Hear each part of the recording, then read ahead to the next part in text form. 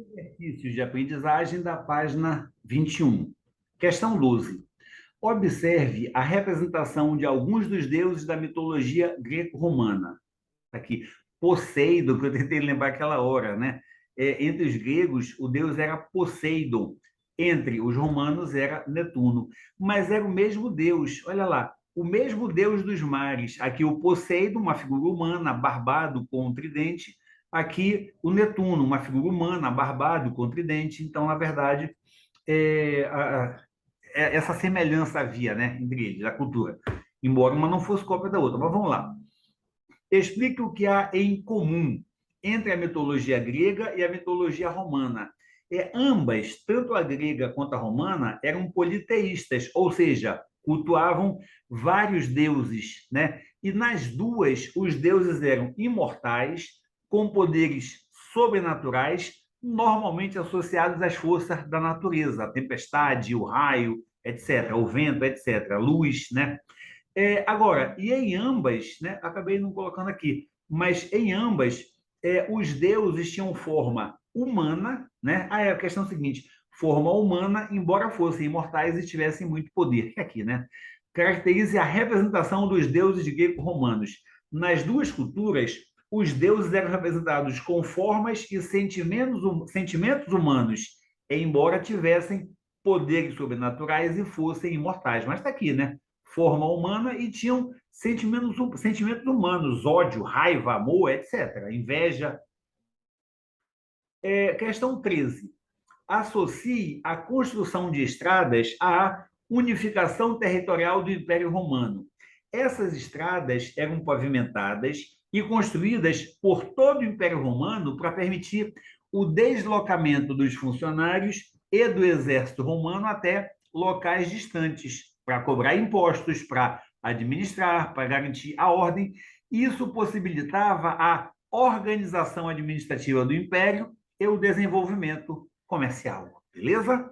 A questão 14 diz assim: compare o sistema de distribuição de água da Roma antiga ao que se encontra no Brasil atualmente. Bem, na Roma antiga, os romanos desviavam a água do rio e usavam aquedutos para levar a água diretamente do rio para a cidade, usando apenas a força da gravidade, ou seja, levando a água do ponto mais alto, o aqueduto tinha uma inclinação, levava para o ponto mais baixo. Hoje não é assim, né? Hoje nós temos também a água captada no rio.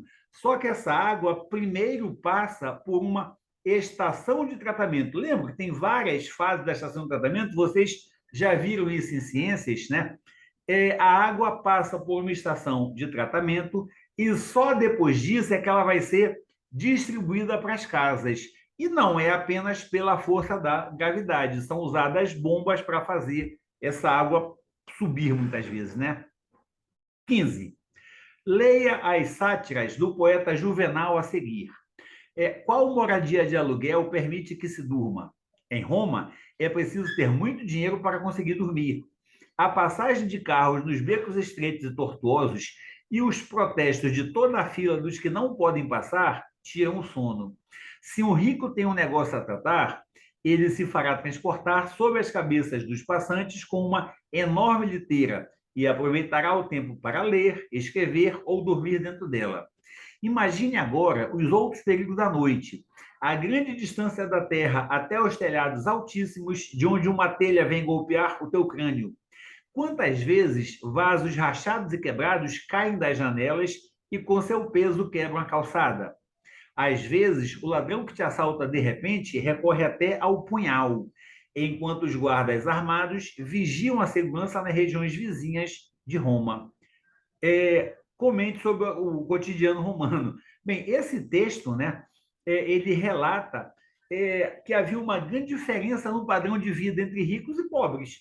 Os ricos conseguiam dormir com tranquilidade nas suas casas grandes, né, isoladas.